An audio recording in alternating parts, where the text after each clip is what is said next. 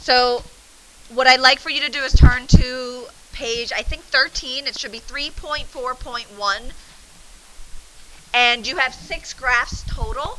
What I'd like for you to do is for your number 9, that worksheet is part of homework. What I'd like for you to do is numbers 1, 3, and 5. Can you label them as F prime instead of F? So just put a prime mark in 1, 3, and 5. That's it. Okay? Just put a little prime mark for yourself. 1, 3, and 5. I want to say that before I forgot. All right. We're going to go through a pretty fast review of doing sign charts. So I'm going to give you a little insight into this class. You learned some derivative rules. 3.4, which is what we're starting today, is the whole entire basis of this semester. This whole semester, you will see section 3.4 just keep coming back over and over and over. And the reason is the concepts from it, the AP tests it, a lot of it. What's different is when you learn 3.5, we just start learning more derivative rules, but the questions that you get asked, they're all going to be the same questions from 3.4. So the questions, you'll be asked the same set of questions in the rest of chapter 3, but the difference is you're just learning more derivative rules. So the functions that I give you will become a little bit more complicated as we go on. Okay? 3.4 is not a section that you can just sleep on and think you'll get it later. If you don't understand 3.4 now, you have the potential of completely failing this class. So as we go through, each day we do something, get your questions answered. Ask them in class, come in for lunch. You want to understand this section really well. It makes everything else easier. Okay? If you don't understand it now, it just keeps coming back at you. Okay? All right. So, my group today, we're meeting in the math lab. So if you are D or E, we're meeting in the math lab, which is over there. That's because if you want to work together, you may. If you want to work by yourself, you may. And if you want to watch any of the calc videos, you'll have access to it. So that's why we're meeting over there. All right. I would like for you to take out your 3.4 notes.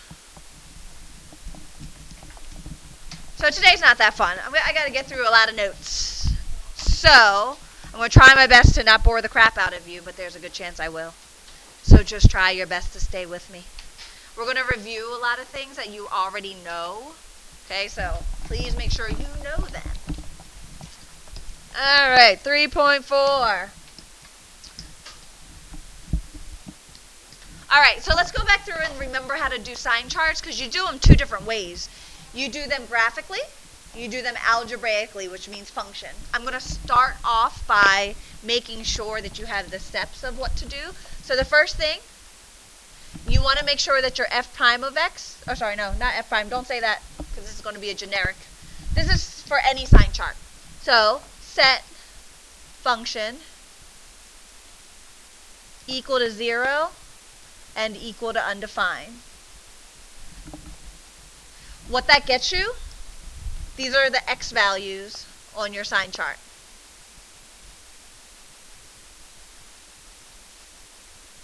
So that's what you need first. You need to know where those x values are.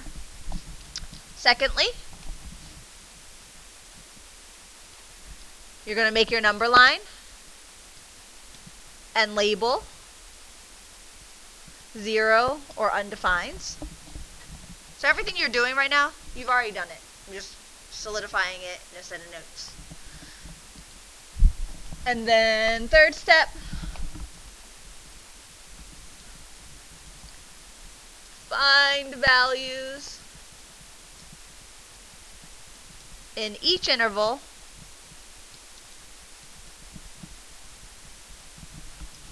to test positive or negative.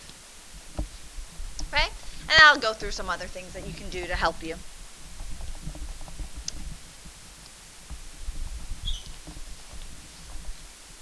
So I think in my other class we didn't get to write these notes, but over here.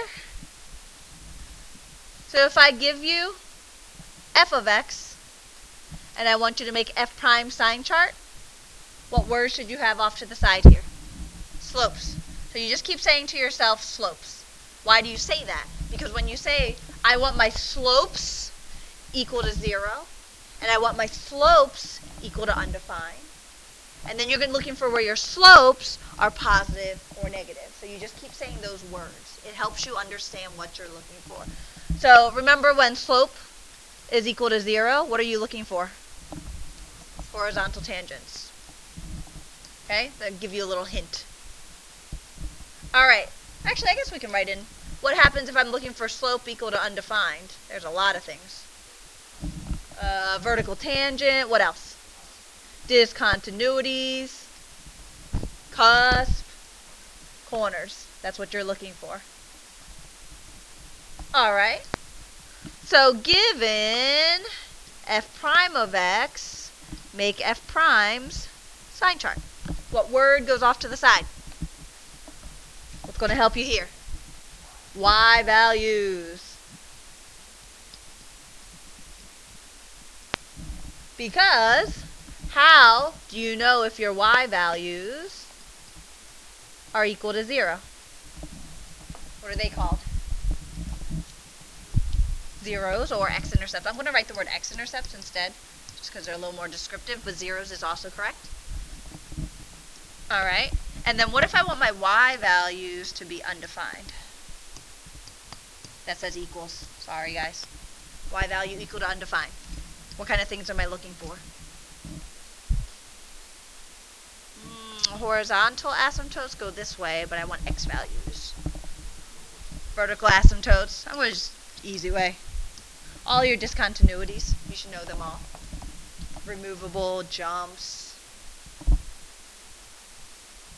Actually, I shouldn't write discontinuity. You're looking at those, but let me be a little more clear. Infinites.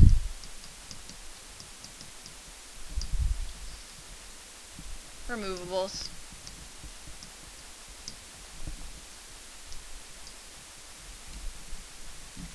Let's see. Jumps. You want to look for x values without a y value. Domain restrictions, values that don't work. So to be a little bit more without is what that says, to be a little bit more specific, because if you have a jump discontinuity, if they're both open, then yes, that would be on the sign chart, but if one of them is closed, it may not necessarily be on the sign chart.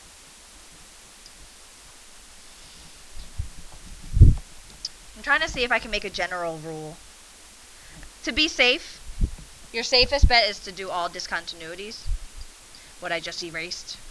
If you want to be safe, it's actually safer to have more than less. So let's say, for you guys, just to make a general rule so you don't have to remember weird things, I am going to leave it at discontinuities. You can leave everything else. I'm just going to erase it from my notes. I like my notes to be clean. So all your discontinuities, you can do all of them. It'll be an easy way to remember.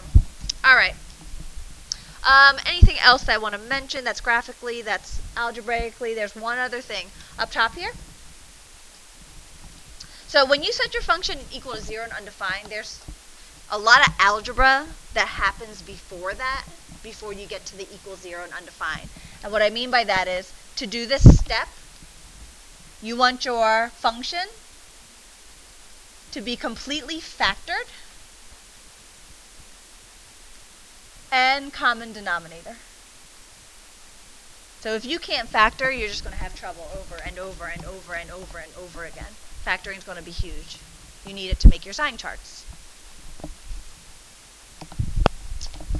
Oddly enough, most people get this guy's sign chart wrong. If I ask you to make a sign chart, you're not ready yet. And I'm going to explain to you why. But certain things have rules. Negative times a negative. It's positive. Positive times a negative. Negative. Negative divided by a positive. Okay. Negative divided by a negative. Alright, rules, right? All those rules work. Positive plus a negative.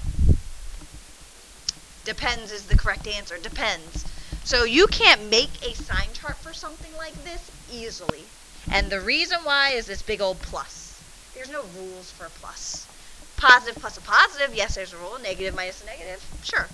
But positive versus a negative, there's no rule that you know, which is why we never do sign charts unless everything is factored. And factored means I can multiply and I can divide, but I cannot add or subtract.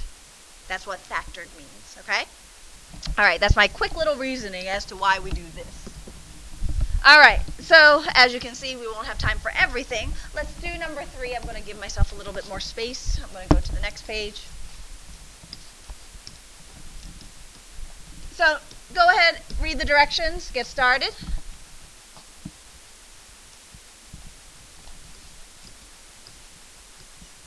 So it asks you to find, I think, a sign chart for f prime of x.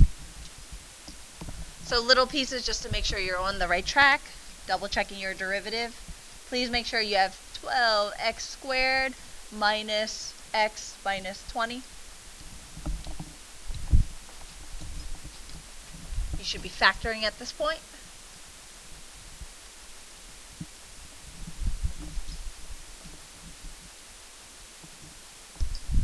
I don't really care which method you use, just make sure you can factor when you're all done. I tend to guess and check. So that's supposed to be a 4. And I'm trying to get 1.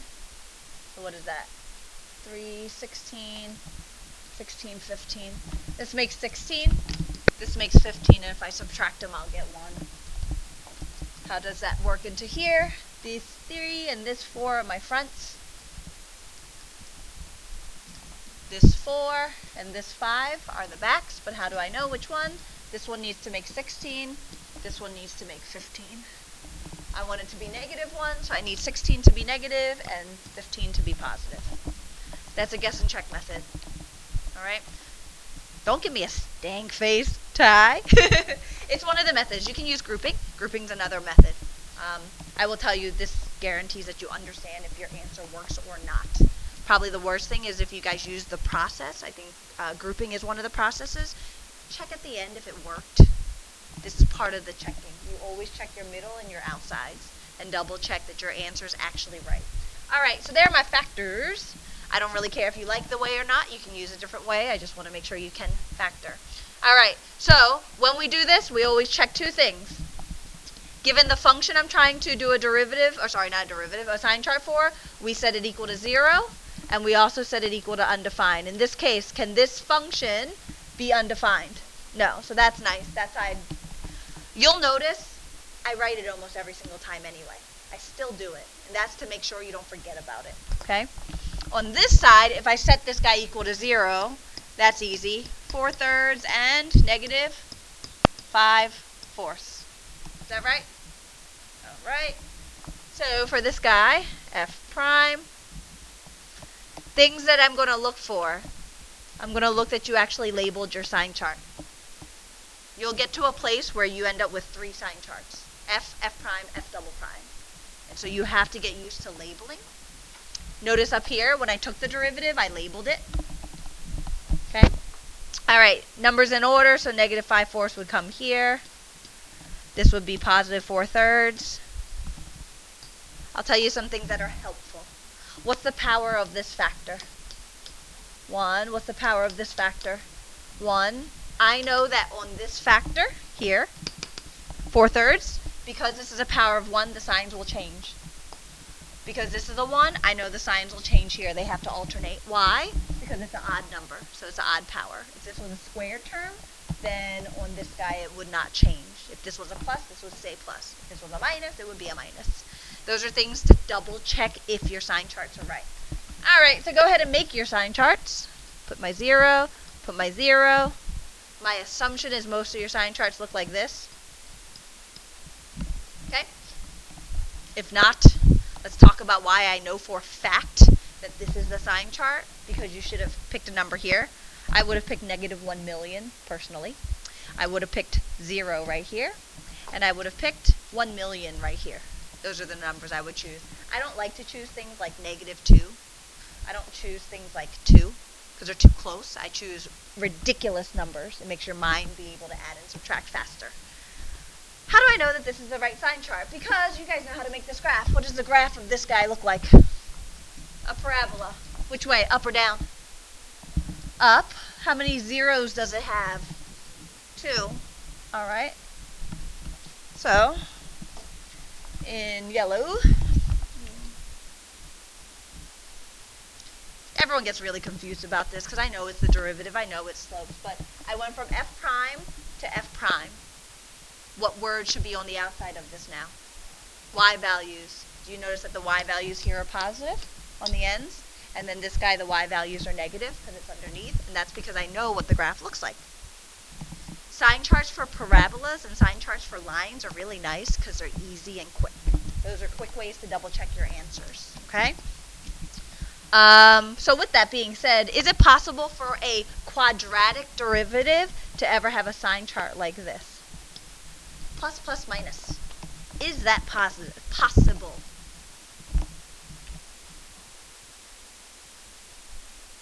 How many say it's possible? Thumbs up. Possible. Is that possible for a quadratic sign chart? Meaning a squared sign chart. Plus, plus, minus. Yes, possible. No. 2 zeros. Positive, positive, negative. Try it. Graph it in your head. So this says, I'm going to be up here. I'm going to hit the 0. I'm going to be up here again. I'm going to hit the 0. And then I'm going to go down. Is that quadratic? No. That's what I mean by double checking your sign charts and understanding them. Is that possible for a quadratic? Yeah, because I would hit and then bounce back up. Those are things that are helpful. Other things that you do to make it a little easier for your sign charts. All right, this guy. So what's it say to the side, which I will never write again? Be careful. Gave you the derivative function. I still want you to follow the same direction. So whose sign chart am I doing? What's it say at the top of the directions? F prime. I gave you f prime. Do I need to take a derivative? No, please don't waste your time with that. You don't need it. Okay? So you should not be taking a derivative.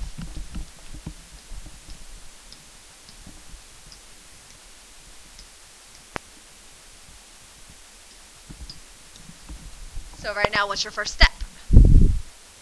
Factor. Good. Things that are helpful when you factor. What's the GCF of the top?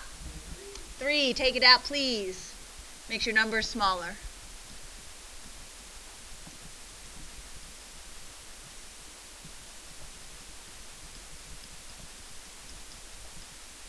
Factor your top and your bottom. Figure it out.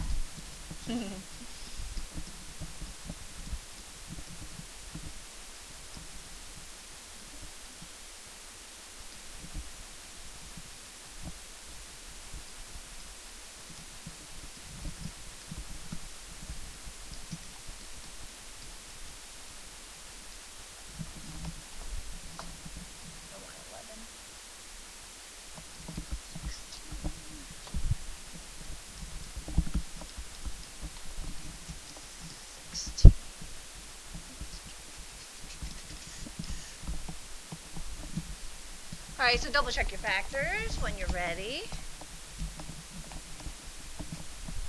I do have a 3 hanging out outside there, because it's part of my factors.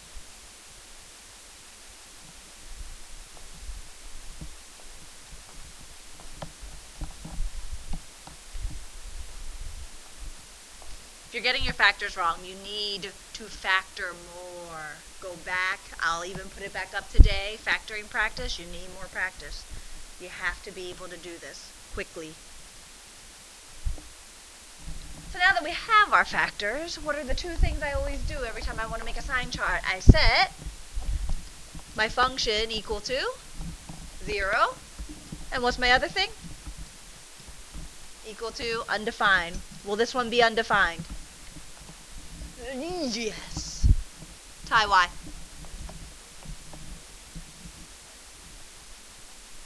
Yeah, your denominator.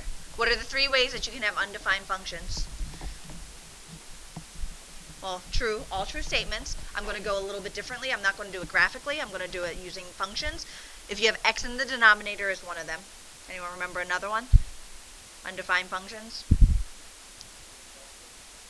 That's still because there's an x in the denominator. That's still the same reasoning. What's another time that you have a function where you can't put numbers into it?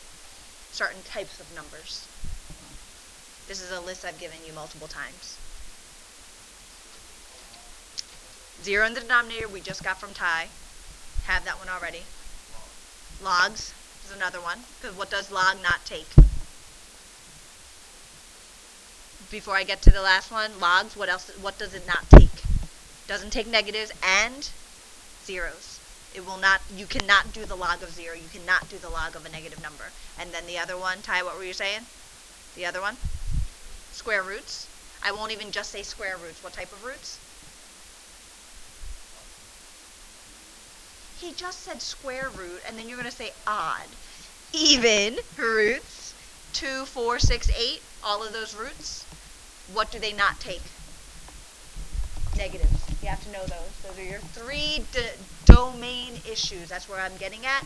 Your 3 domain issues. X denominator, logs, and even roots. You should know those. You should have them memorized every single time. This has x in the denominator, so we get -4 and +5/4. This one, f prime equal to 0, you would have 3/2 and -2. So this sign chart's kind of large. It's pretty big. We have f prime, label your sign chart.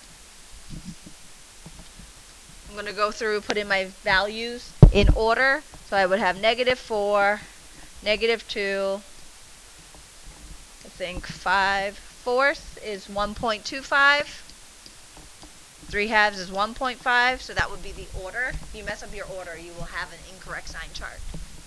Once your sign chart's wrong, all the answers to the questions will be wrong, so be careful.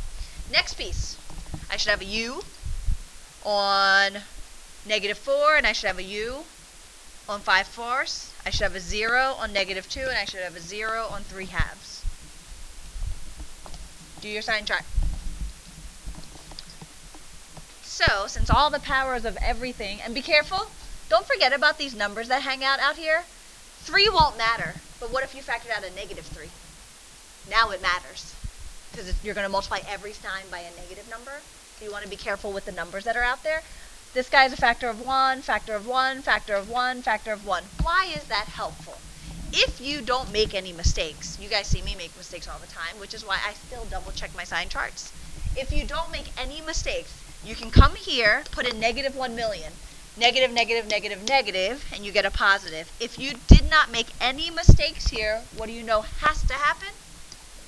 They're going to alternate. How do I know that? Because all of them had an odd power. I know that. Okay? I personally find that a little dangerous for you guys because I know how many mistakes you guys make. So if you're going to do something like this, you better be confident that your answers are right. Otherwise, pick numbers in between, every single one. Okay? Pick a number. All right. I'm doing this. You don't have any of this, I think, for homework at all. I'm doing it because when we get into 3.4, you're going to need the skill of sign charts. So, let's go through 5 and 6 we're actually going to do tomorrow. So here's where we're at. I'm going to go through the notes real quickly. I think we should have enough time. All right. This front page purely is just remember. It is remember these rules. We've done them all before, so I'm going to go pretty fast. The formula for average rate of change. Average rate of change is the same thing as slope. So you're just doing a slope formula. y2 minus y1 all over x2 minus x1. Instantaneous rate of change, though, is not the same as average. This guy is. Now you use the word derivative. Okay? So this would be f prime of x. No more limits. You don't do limit as h goes to 0. You don't do limit as x goes to a anymore. You use your rules, please. Okay? What do you need to find it? In this case, for average, you need to know 2 points. Instantaneous rate of change, you need the function, and you need one x value. Just one.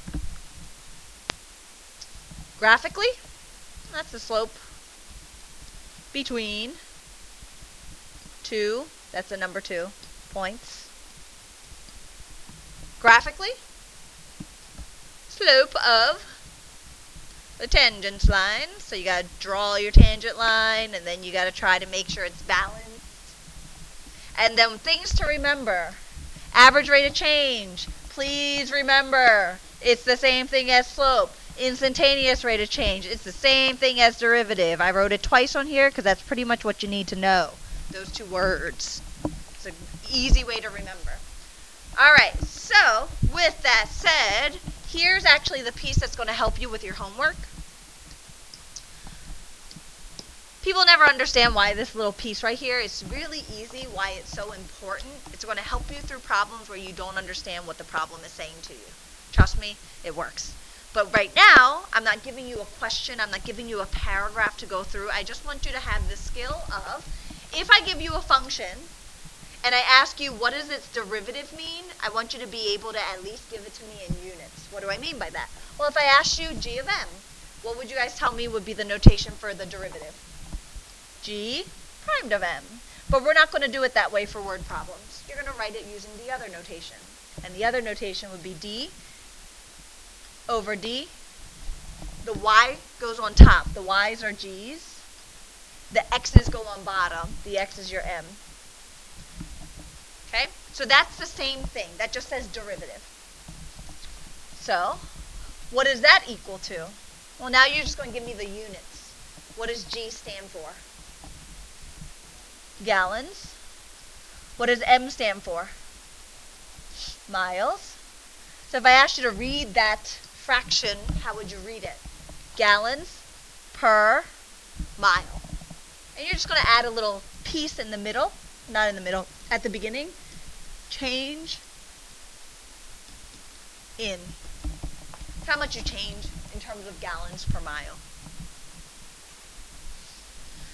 So I said to you how to make that derivative notation. So same thing here. If I asked you to find the derivative of this graph, these are the y's, these are the x's. Whenever you do your notation for your derivative, it always is y's on top. Where else have you seen y's on top, x's on bottom? Slope. So you can think of this d kind of like a difference. The difference in y's over the difference in x's, it is physically the slope formula. Okay? So for this guy, units on top would be your y units. Units on bottom would be your x units. Y's on top, x's on bottom, just like slope. That does simplify into something. Feet per minute divided by minute is feet per minute squared. And I don't need you to understand much more right now. I just need you to be able to give me what the units would be of the derivative. That's literally it. So this will be the change in feet per minute squared. And then this guy right here, y's are here, x's are here. So if I asked you for the derivative would be dy over dx. What are my y's? Cost per hour. And this is a change.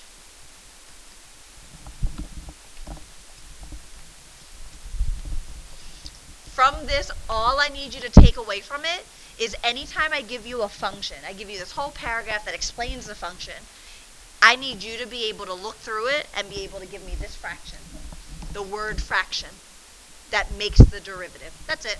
That's all I need. You don't understand how important it is, but it's huge. Using notation to help you figure out meaning, real quickly, derivative of y over derivative of x, because that's the same thing as y prime,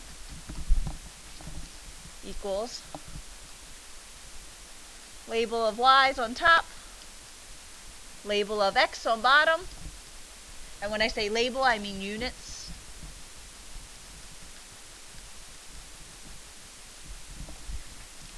And then in the beginning, we just write the word change in and the word per in the middle.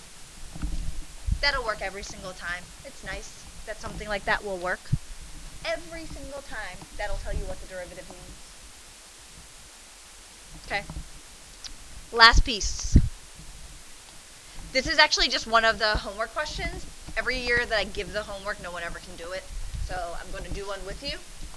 So first it says, Write the volume of the cube as a function of side S. So the way that that's written in notation, they're asking you for the volume in terms of S. That's how we write function notation. So that's actually the beginning part. What is the volume of a cube in the terms of S? S cubed. All right. Find the instantaneous rate of change with respect to side S. So part B, I'm just going to go across to save some space. I'm going to actually write it the way they told me. They said, find the derivative or the instantaneous rate of change of the volume with respect to S. That's the same thing as S, V prime. Same exact thing. I'm writing it in that notation. It says find it, so bring down the power. You get 3S squared. Letter C. Evaluate the rate of change of V at S equal to 1 and S equal to 5. So V prime, I'm going to go back to this notation. I'm bouncing back and forth to get you comfortable with them. V prime of 1 would be using 3S squared. So we get 3. V prime of, I think 5 was the other one, would be 3, 5 squared, 25, 75. If S is measured in inches and V is measured in cubic inches, what would be the appropriate units for D, V, D, S? Volume, they said, was going to be measured in what? Cubic inches, I believe, right? Inches cubed. Your S will be measured in inches. That does simplify, so we will simplify it. What does it simplify to? Inches squared. The derivative of volume happens to be a type of area. The derivative of volume happens to be a type of area. So this would be the change in inches squared. Just keep writing that word change in for now. It won't make as much sense to you right now. It starts to make sense as we go on. I think the book problems, you don't have that many. I think there's like 2 to 4 and number 8, because it's similar to this. You're just kind of playing around with a function, not doing much. Your homework in the packet, you're doing some sign charts, and then you have some, I think like 2 or 3 real quick problems at the end. So your homework tonight is not long at all. Tomorrow we go into particle motion. It's a lot of notes tomorrow. How many of you are in physics now or have taken physics before? Boost. Y'all are going to have, it'll make more sense to you. If you haven't taken physics, I'm sorry, I'm not a physics teacher, so it won't make as much sense until later. I'll try my best. Yes, Ty.